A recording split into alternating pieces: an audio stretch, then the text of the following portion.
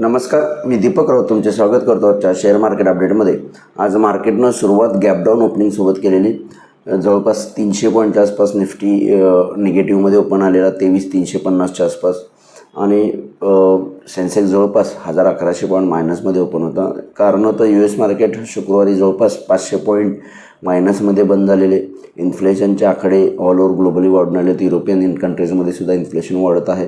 भारतामध्येही petrol डिझेलची price hike केल्यानंतरनं बऱ्याच ॲनालिस्टचं म्हणणं आहे की इन्फ्लेशन थोडंसं वाढेल, त्यामुळे RBIचे रेट कट्स थोडेसे डिले होऊ शकतात. परिणामी कदाचित इकॉनॉमिक स्लोडाऊन येऊ शकते. या अनुषंगानं एक विकेंडपर्यंत मार्केटमध्ये थोडंसं एन्व्हायरमेंट होतं की थोडंसं स्लोडाऊन येईल आणि त्याच अनुषंगानं ग्लोबल मार्केट शुक्रवारी चांगले खाली गेले. परिणामी आपले मार्केट आज सुरुवातीला ओपन होताना मात्र चांगलं खाली गॅप डाऊन ओपनिंगला झालं, पण त्यानंतरनं चांगली रिकव्हरी मॉर्निंग सेशनपासूनच निफ्टीनं द्यायला सुरुवात केली ग्रॅज्युअली आणि ऑलमोस्ट एंटायर 300 पॉईंटचा फॉल निफ्टीनं रिकवर करून फ्लॅट 6 पॉईंटमध्ये बंद दिला.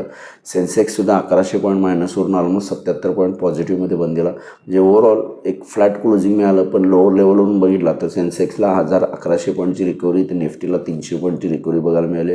बँक निफ्टीमध्ये सुद्धा लोअर लेवलवरून 600 ते 700 पॉईंटची रिकव्हरी बघायला मिळाली. त्याचं मेनली रिझन होतं की एक व्हॅल्यू बाईंग लोअर लेवलला आपल्याला कायम 23,000च्या आसपास बाईंग बघायला मिळते. 23,500च्या आसपास मार्केट बाउन्स घेण्याचा प्रयत्न करतं, एक सपोर्ट घेण्याचा प्रयत्न करत आहे 23,300 ते 500च्या रेंजला. त्यासोबत व्हॅल्यू बाईंग आहे. बरेच स्टॉक्समध्ये चांगलं करेक्शन, मोठं करेक्शन आलेलं आहे लार्ज कॅप्समध्ये आणि त्यामधून सुद्धा लार्ज कॅपमध्ये बाईंग येते. IT सेक्टर पर्टिक्युलर आज बाईंगाला 2.5% पॉझिटिव्हमध्ये जाऊन बंद झालं, कारण IT सेक्टर ऑलमोस्ट 50 ते 60% करेक्शन दिलेलं आहे हायपासून. त्यासोबत थोडंसं FIच्या टॅक्सेशनला कट करण्याच्या उद्देशानं सुद्धा FDI फ्लो, FPI फ्लो वाढेल आणि जेणेकरून फॉरेक्स रिझर्व्ह साठा वाढेल. यासाठीही कदाचित सरकार विचाराधीन आहे. अशा न्यूज आहेत की कदाचित थोडंसं टॅक्स कट येऊ शकतो FIसाठी, फॉरेन एक्सचेंज वाढण्यासाठी. त्यामुळे सुद्धा मार्केटला ही आजची एक रिकव्हरी आलेली आहे. त्यामुळे एक ओव्हरऑल लोअर लेवलवरून चांगलं रिकव्हरी बाउन्स बॅक आपल्याला बघायला मिळते. उद्याच्या सेशनसाठी ट्रेड करायचं असेल तर निफ्टी उद्या विकली एक्सपायरी आहे, त्यामुळे थोडंसं चॉपीनेस राहू शकतो, अप अँड डाऊन स्विंग देऊ शकतो. कारण आज ज्या पद्धतीनं लोअर लेवल रिकव्हरी आली, थोडंसं उद्या मे बी अपडाऊन मोमेंटम असू शकतो. ओपनिंग ग्लोबल मार्केटच्या अनुसार असणार आहे. टेक्निकली व्ह्यू घ्यायचा झाला असेल तर निफ्टीला उद्या 23,700च्या वर गेलं. 23,800 स्ट्रॉंग रेजिस्टन्स आहे.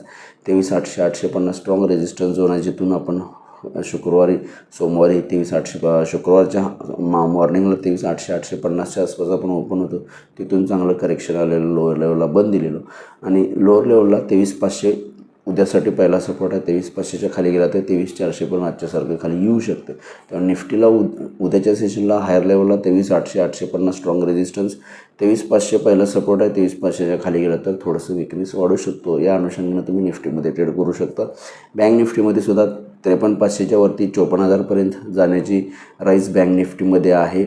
आज रिकव्हरी केलेली नाही, उद्या कदाचित लीड करू शकतं जर रिकव्हरी आली. त्यामुळे 53,500च्या वर 54,000पर्यंत बँक निफ्टी जाईल.